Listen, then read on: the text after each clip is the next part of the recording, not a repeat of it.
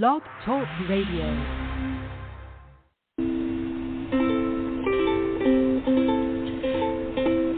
Hi everyone, this is Camille from sunny California, and you're listening to the Coffee Chat with Camille show, which is a podcast series that interviews various guests about real-life topics for people who love to learn.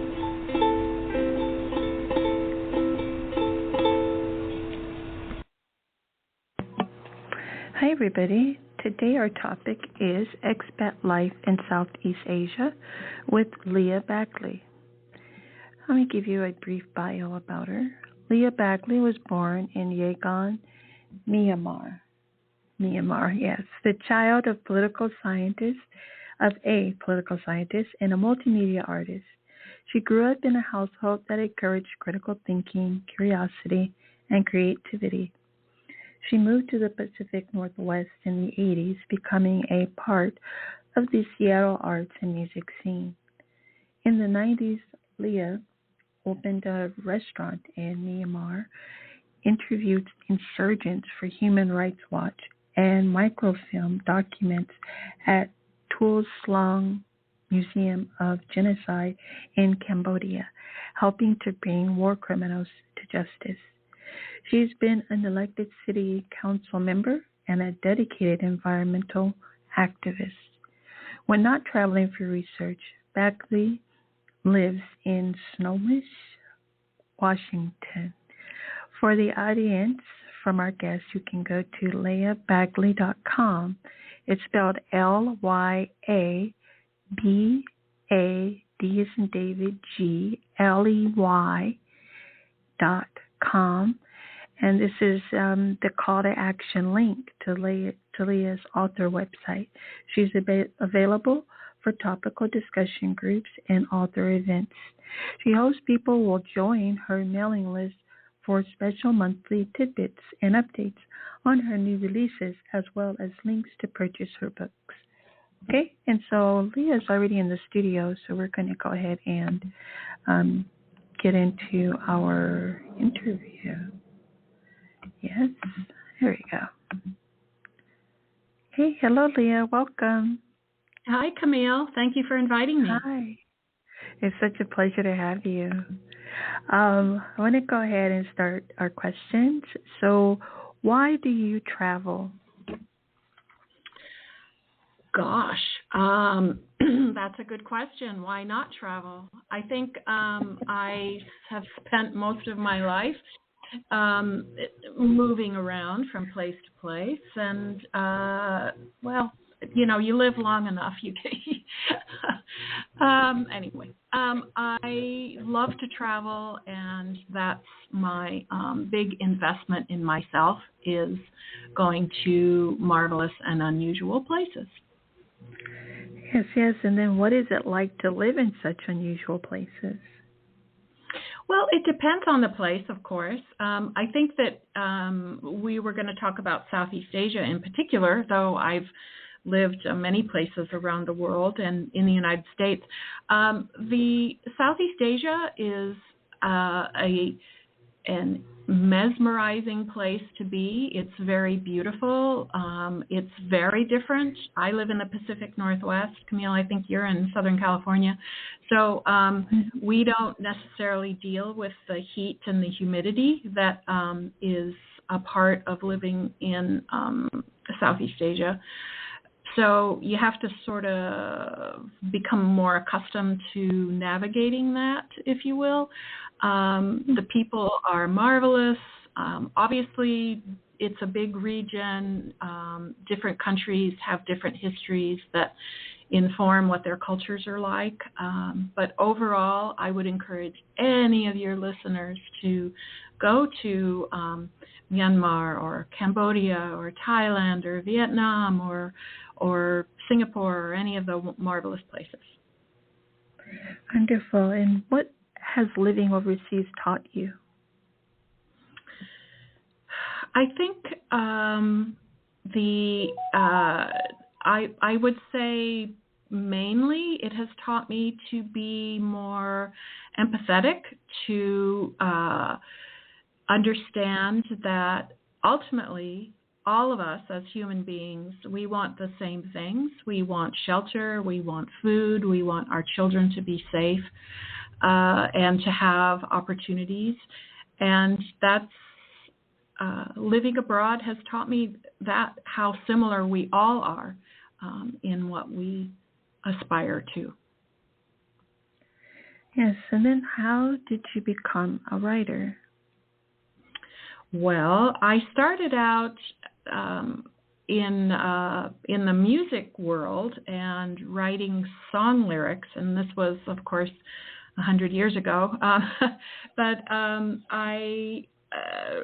writing the song lyrics was, I think, an outlet for me in my younger self. And then as time went on, the words got longer and longer. And so I moved from song lyrics to poetry to prose poetry, and now I'm writing novels. Okay, wonderful. Thank you. And then what's your favorite place in the world? Gosh, favorite place in the world? That depends on the day. I think just because of what we're talking about today, I'll choose Yangon, Myanmar, also known as, used to be called Rangoon, Burma, and that's where I was born and opened a restaurant and have marvelous, dear, dear friends. And if I could, I would step on a plane right now and go there. But unfortunately, there's a lot of strife happening there right now, which makes it not the best place to go visit. Yes. And then what is it like living with a disability? Living with a disability, so I have multiple sclerosis, and it, for any of your listeners who are familiar with that disease, it can vary from day to day. I think I've had it for a long time. I was diagnosed way back in 1987, so it's just a part of who I am. So I would say that living with a disability is like living with brown eyes or straight teeth or crooked teeth. It's just something that is a part of one, and it's not something that I wake up every morning going, oh, I have a disability. It's just maybe it takes me a little bit longer to to get dressed or to take a shower or something like that. Yes, and then why did you self-publish your first book?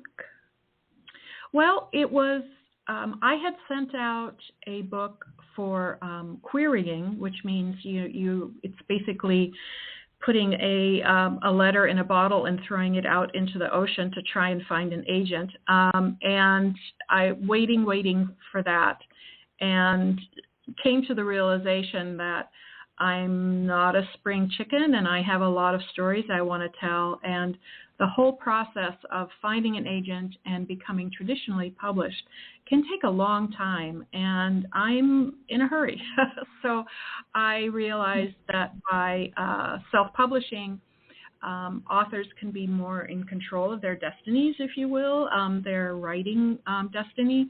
And so I had a great experience doing it. And now my second book will be coming out with a hybrid publisher, which is not exactly the same as self-publishing, but it's similar to it.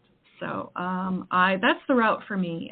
Different people have different sort of ideas on or what does being an author mean? What does success look like? And maybe it is getting an agent with who also is Stephen King's agent or something like that. But I think that that's not necessarily realistic.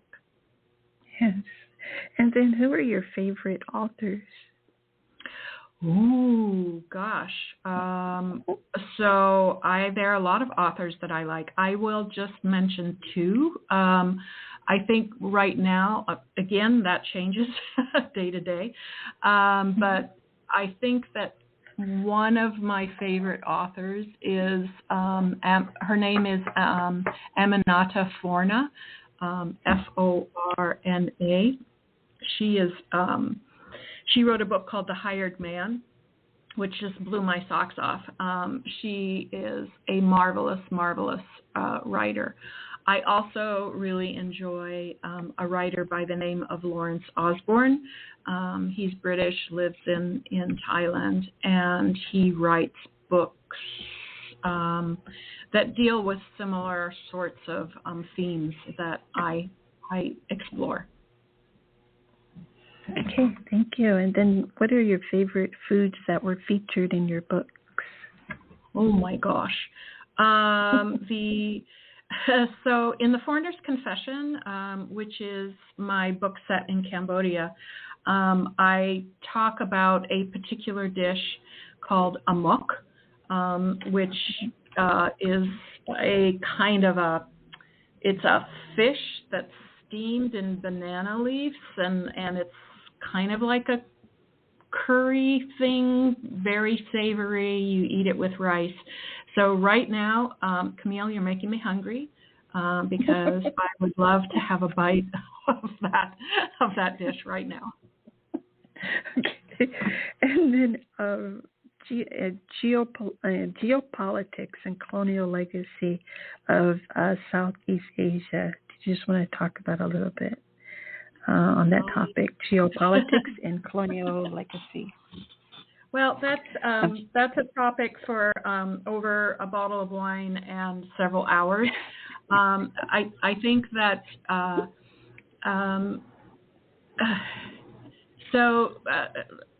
the United States has, most of your listeners will know, has a long legacy of involvement in Southeast Asia, particularly Vietnam. While the Vietnam War was going on, that was a civil war that the United States became involved with. There was also a civil war going on next door in Cambodia, which is their neighbors, Vietnam and Cambodia. And there was a lot of, I invite your readers to do a little bit of history research. But imperialism and colonialism tends to talk about usually, Britain or France, who go and for purposes of basically having access to resources, natural resources that they wouldn't necessarily have at home, kind of invade essentially another country or a region, and supposedly under the umbrella of, we're going to help you out, we're going to give you education, we're going to give you, all of these things that you can't have on your own, which of course is baloney. So that's what imperialism is when another culture sort of takes over a culture to basically ransack it. Let me tell you what I really think. So that's I encourage people to do a Google search on imperialism or colonialism. Absolutely. Okay. Thank you so very much. And then I just needed to know if you could please let our audience know where they can contact you through your social media handles. Yeah. So I'm Lya Badgley, author, on Instagram and Facebook. And and then of course I have the website, which is going to be, I'm cooking up a brand new website, which will be marvelous and should be online and working by the time my second book comes out in the fall, which is called The Worth of a Ruby. And so my first book that came out, The Foreigner's Confession, was set in Cambodia, and now Worth of a Ruby will be set in Myanmar, or AKA Burma, in 1995. Okay, perfect. And then lastly, what is your favorite coffee and or hot beverage? Coffee? You mean like an actual drink? Like a type of coffee? or yes, like a type of coffee or... I like cortados. Have you ever heard of a cortado? It's No. Basically a really good. So it's espresso with like a splash of milk, and so I like that a lot. Wonderful, wonderful. Thank you so much for being here. And I just really enjoyed your interview so much.